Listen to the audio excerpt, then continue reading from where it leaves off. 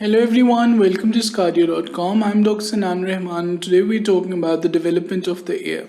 The ear has been divided into three parts. The outer ear is the external part, the middle ear, the middle part, and the inner ear, the inner part.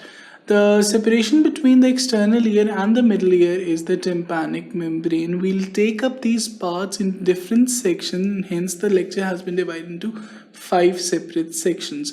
The first part will be dealing with the external ear, in which we'll have an overview of about the development of the external ear. Then we'll discuss the sources which form the external auditory meatus and the pinna as well as the auricle of the ear.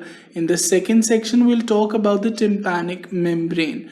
The tympanic membrane is the separation between the external ear and the middle ear. We'll see the clinical correlates and finally the congenital anomalies of the ear.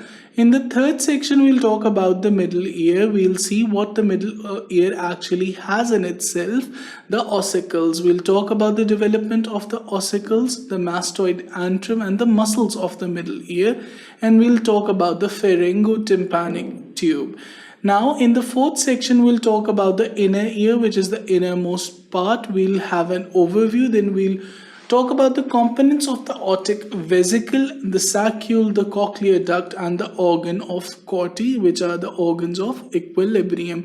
Then finally, we'll talk about the modification of cells which take place as the development of the ear progresses. We'll see the modification of ridge cells, the modification of hair cells, the utricle and the semicircular canal formation, and finally the derivatives of the various components of ear.